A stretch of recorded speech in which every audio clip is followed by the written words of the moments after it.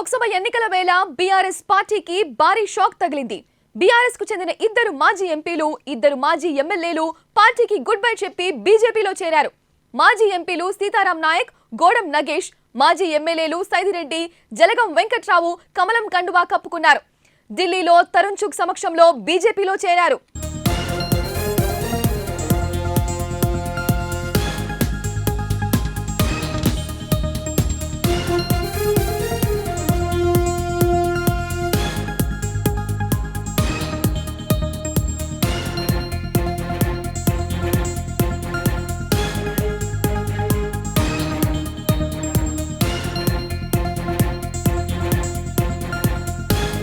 లోక్సభ ఎన్నికల వేళ బీఆర్ఎస్ పార్టీకి భారీ షాక్ తగిలింది. బీఆర్ఎస్ కు చెందిన ఇద్దరు మాజీ ఎంపీలు, ఇద్దరు మాజీ ఎమ్మెల్యేలు పార్టీకి గుడ్ బై చెప్పి బీజేపీలో చేరారు. మాజీ ఎంపీలు సీతారాం నాయక్, గోడం నగేష్, మాజీ ఎమ్మెల్యేలు సైదిరెడ్డి, జలగం వెంకట్రావు కమలం కండువా కప్పుకున్నారు. ఢిల్లీలో తరుణ్ చుగ్ సమక్షంలో బీజేపీలో చేరారు.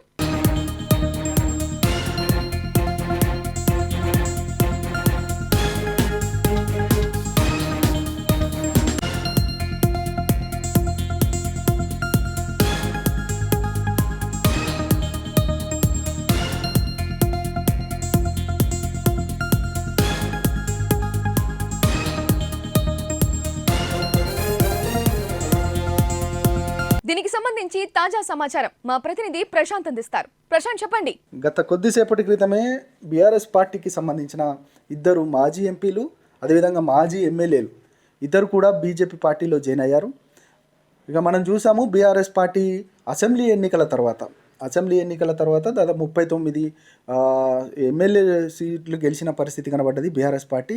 ఇక అప్పటి నుండి చాలా పార్టీలో అధికారం కోల్పోవడంతో మాజీలు, అదేవిధంగా ప్రస్తుతం ఉన్న సిట్టింగ్ ఎంపీలు చాలా పార్టీ నుంచి నిరాశ నిస్పృహలతో ఉన్నట్టు తెలుస్తూ ఉంది. అందులో భాగంగానే పెద్దపల్లి సిట్టింగ్ ఎంపీగా ఉన్న వెంకటేష్ నేతతోటి ఈ వలసల పర్వం అయితే కొనసాగుతున్న నేపథ్యము ఆయన మొదలుపెట్టాడు. ఇప్పటికీ ఇంకా వలసలు బీఆర్ఎస్ పార్టీ నాయకులంతా కూడా పక్కచూపులు చూస్తున్న పరిస్థితి కనబడుతుంది. వివిధ పార్టీల వైపు వెళ్ళే ఆలోచనలు చేస్తూ ఉన్నారు. ఒకవైపు సిట్టింగ్ ఎంపీగా ఉన్న పి రాములు బీజేపీ పార్టీలో జాయిన్ అయ్యారు.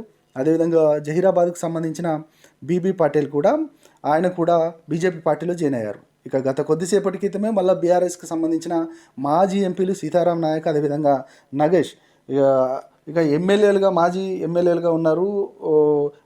ఏదైతే సైదిరెడ్డి, అదేవిధంగా జలగం వెంకట్రావు కూడా బీజేపీ పార్టీలో జాయిన్ అయిన పరిస్థితి కనబడుతూ ఉంది. వీరంతా కూడా టికెట్ల హామీ ద్వారానే, అంటే ఖచ్చితంగా మీకు టికెట్లు ఇస్తామనేది బీజేపీ చెప్పినట్టు తెలుస్తూ ఉంది. అందులో భాగంగానే వారు పార్టీ వీడారు, వారు పోటీలో ఉంటారనేది కూడా పెద్ద ఎత్తున ప్రచారం జరుగుతూ ఉంది. వారికి సీతారాం నాయక్కి మహబూబాద్ నుండి, అదేవిధంగా గోడం నగేష్కి ఆదిలాబాదు లోక్సభ సీట్లు దక్కే అవకాశం ఉంది. దాంతోపాటు జలగం వెంకట్రావుకు ఖమ్మం నుంచి, ఇక సైదిరెడ్డికి నల్గొండ ఎంపీ టికెట్లు దక్కే అవకాశం ఉంది.